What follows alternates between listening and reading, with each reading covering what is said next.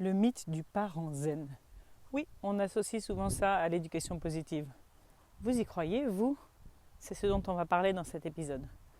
Je m'appelle Coralie et à travers mes formations, mes conférences et toutes les ressources du blog Les 6 doigts de la main, j'accompagne les parents et professionnels sur le chemin de l'éducation positive. Alors, d'où vient ce mythe? C'est ça déjà la question. La semaine dernière, j'animais un café rencontre avec des parents et une maman me dit « Ah oui, mais c'est tellement difficile. Parfois, on a juste envie de péter les plombs et à ce moment-là, il faut dire « Ah oui, mon chéri, comme je te comprends. » Alors non, je ne sais pas qui a transposé, a diffusé cette idée qu'il fallait toujours dire « Oui, mon chéri, sur un ton doucereux ». Ce mythe un peu de la famille orangeade dans laquelle le parent est zen, ne s'énerve jamais, fait de la méditation et en contrôle de tout le temps. En réalité, je pense que ce mythe vient d'une certaine réalité qui fait qu'on s'énerve moins. C'est vrai. Mais est-ce que vraiment on ne s'énerve plus du tout? Voilà ce que j'aimerais creuser et je vais vous parler également de la façon dont on s'énerve quand on essaye d'être un parent, ce qu'on peut appeler positif. Alors, qu'est-ce que ça veut dire? D'où vient ce mythe réellement? D'où vient cette idée que le parent positif ne s'énerve pas? Alors, ce qui est intéressant, c'est effectivement que quand on avance sur le chemin de la parentalité positive, on arrête de s'énerver, entre guillemets, pour tout et n'importe quoi. Et ça, je l'ai vécu. Le premier pas que j'ai fait réellement sur ce chemin, le pas conscient que j'ai fait, parce que les questions d'éducation m'intéressaient déjà depuis un bon moment, j'avais déjà appris des choses, bien que je ne connaissais pas les termes de parentalité positive, parentalité bienveillante, éducation bienveillante, de toutes les manières dont on veut bien l'appeler, qui pour moi reviennent un peu au même, et donc je ne rentrerai pas dans le débat du vocabulaire utilisé. Ce qui est sûr, c'est que mon premier pas, donc ce que je disais, c'était mon premier pas concret, c'était une décision de dire je ne veux plus crier sur mes enfants. Est-ce qu'aujourd'hui, plusieurs années plus tard, j'ai atteint cet objectif? Oui. Est-ce que ça veut dire que je ne m'énerve jamais? Non. Ce sont pour moi vraiment deux choses différentes. Parlons donc un petit peu de la première, c'est-à-dire le fait de crier sur ses enfants. En réalité, pourquoi est-ce qu'on crie sur nos enfants? On crie sur nos enfants parce qu'on est débordé par nos émotions, parce qu'on est dépassé, on est démuni et parce qu'on les rend responsables de ce qui nous arrive à ce moment-là. Et effectivement, on peut justifier ça en disant que ce sont leurs comportements qui activent nos propres réactions. Le parent positif, lui, est un parent conscient. C'est un parent qui se forme. Vous pouvez d'ailleurs à ce sujet aller écouter mon podcast précédent sur l'apprentissage de la parentalité positive. C'est un parent qui apprend à mieux comprendre les comportements de ses enfants et qui apprend aussi à mieux comprendre les émotions, le mécanisme des émotions, celles de ses enfants et les siennes. Et qui sait donc en particulier qu'il est responsable de ses émotions.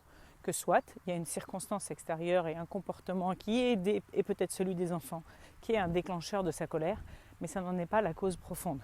D'ailleurs, vous avez remarqué à quel point vous vous énervez probablement beaucoup plus facilement les jours où vous êtes fatigué ou stressé par votre travail, ou etc., que les jours où vous êtes reposé et tout simplement patient, joyeux, plein d'énergie, n'est-ce pas? Pourtant, les actions peuvent être les mêmes. Votre colère à vous, elle vous appartient. Donc, en rendre les enfants responsables, c'est un peu injuste en fait. D'autre part, quand on comprend mieux nos enfants, on pose un autre regard sur eux. On s'énerve moins contre eux parce qu'on comprend mieux d'où vient ce comportement qui nous déplaît. D'accord? Donc, on a une autre perspective et en fait, du coup, facilement, naturellement, tout simplement, on s'énerve moins. Donc, on a moins de moments où on a envie de crier parce qu'on est tout simplement moins souvent en colère. Ça, c'est le premier point, le fait de crier sur ses enfants. Mais la deuxième chose qui fait vraiment la différence entre le fait de crier sur ses enfants et le fait de jamais se mettre en colère, c'est que quand on devient un parent positif, on comprend qu'il y a d'autres manières d'exprimer sa colère que de crier sur ses enfants, justement. Il y a d'autres façons de faire, il y a d'autres façons de l'exprimer. Ça ne veut pas dire qu'on ne va jamais être en colère. Et voilà la différence. Alors, pourquoi est-ce qu'on ne va jamais être en colère? Voyons voir. Parlons un petit peu de colère. La colère, vous le savez, c'est une émotion. C'est même une des 4 émotions de base. C'est-à-dire que selon la littérature, il y a plusieurs émotions qui sont considérées comme des émotions de base. Non, c'est pas vrai. Il y a plusieurs émotions tout court. Il y en a un nombre fini. Tous les autres sont plutôt des sentiments. Et là, je vous renvoie à un article de mon blog sur la différence entre un sentiment et une émotion. Et donc, il y a plusieurs émotions. Et en fonction de la littérature, il y en a entre 4 et 8. En tout cas, tout le monde se rejoint sur le fait qu'il y en a 4 qui sont ce qu'on appelle les émotions de base, à savoir la colère, la joie, la peur et la tristesse. La colère est donc une des émotions de base, tout le monde est d'accord pour ça. Or, nos émotions, elles sont utiles. Nos émotions sont des signaux. La CNV dit, pour citer Marshall Rosenberg, nos émotions sont des indicateurs de nos besoins satisfaits ou insatisfaits. Ce sont des messagers, je crois qu'il dit. Et c'est exactement ça. Thomas Dansbourg parle de voyant orange sur le cadran d'une voiture. Nos émotions nous permettent de nous rendre compte qu'il y a quelque chose qui fonctionne ou qui ne fonctionne pas. Quand on est en colère, il y a un voyant orange, voire rouge, qui nous dit qu'il y a quelque chose ici qui ne me convient pas. Alors, chacune de ces émotions a sa fonction. Chacune a une espèce de mécanique qui va avec et des effets physiques et également une raison d'être. D'accord ? La colère est précieuse pour réussir à placer nos limites, à garder notre intégrité en termes de limites physiques, mais en termes de limites aussi de respect, etc. D'accord ? Donc, quand on se met en colère, quand on se sent en colère, c'est régulièrement parce qu'on considère qu'il y a quelque chose qui ne correspond pas aux limites qu'on voudrait poser. Si on ne se met jamais en colère, si on n'exprime jamais sa colère, ça veut dire qu'on ne pose plus ses limites. La colère est utile. Donc, il n'est pas question de la supprimer. Vous voyez, on peut faire le parallèle avec justement une éducation très traditionnelle où on empêchait les enfants, et en particulier les petites filles, de se mettre en colère. Il fallait être sage, sage comme une image, n'est-ce pas ? C'est-à-dire sans bouger, sans rien dire, etc. Est-ce qu'être sage, ça signifie... est-ce qu'être sage, à votre avis, ça enseigne à poser ses limites ? Certainement pas. La question, c'est plutôt de savoir accueillir sa colère, la comprendre et l'exprimer de manière adéquate. Et elle est là, la différence entre le fait d'être un parent qui crie sur ses enfants parce qu'en fait, sa colère monte avec probablement de bonnes raisons, d'ailleurs pas probablement, avec toujours de bonnes raisons. Si on a une émotion en nous, elle a une raison d'être là, elle nous envoie un signal, elle nous envoie une information qu'il est bon d'écouter, d'accord ? Mais le parent qui n'est pas conscient ne va pas forcément comprendre le message, ne va pas forcément l'écouter, il a appris à juste rendre les autres responsables de sa colère et donc à crier sur la personne qui est en face de lui, en l'occurrence ses enfants. Dans d'autres contextes, ça pourrait être quelqu'un d'autre d'ailleurs. On voit bien des scènes dans la rue où les gens se crient dessus et s'insultent au besoin parce que c'est leur façon d'exprimer leur colère. On n'a pas appris à exprimer notre colère. La différence, l'autre modèle, l'autre façon de faire que propose l'éducation bienveillante et d'ailleurs pas mal de démarches de développement personnel type communication non violente également, c'est d'écouter sa colère, de la comprendre et de l'exprimer en prenant toute la responsabilité. Si vous voulez en savoir plus là-dessus et si vous avez le même défi que celui que j'avais au début, je vous encourage à aller suivre ma formation des clés pour arrêter de crier que vous trouverez sur la page de formation du blog Les 6 doigts de la main. En tout cas, la question c'est du coup comment je vais réussir à exprimer ma colère. Aujourd'hui, si je ne crie pas sur mes enfants, ça ne veut pas dire que je n'ai pas de temps en temps mon ton qui monte quand il y a quelque chose avec lequel je ne suis pas d'accord.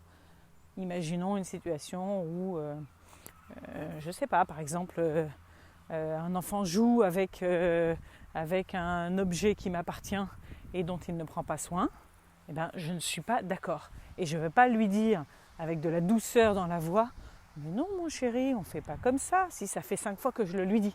Bien sûr que non, parce que intérieurement, moi, je suis en colère et je vais pouvoir lui dire avec un ton qui monte « Ah non, je ne suis pas d'accord, je ne supporte pas de voir qu'on ne prenne pas soin des affaires, ça fait 3 fois que je le dis et moi, j'aime pas avoir à répéter, j'ai envie que dans ma famille, on prenne soin des affaires. » Et j'ai le droit de le dire. Mais vous voyez la différence entre quand je le dis comme ça en parlant de moi, de ce qui est important pour moi, du fait que ce n'est pas OK pour moi, de ce à quoi je tiens, et le fait qu'avant j'aurais pu dire par exemple « Non mais qu'est-ce que tu fais là, ça va pas, ça fait 3 fois que je te le dis, tu vas finir par m'écouter, oui ou non ?» Ou là je chercherais finalement plutôt à enseigner comme une certaine obéissance, genre je te l'ai dit et t'obéis et puis c'est tout.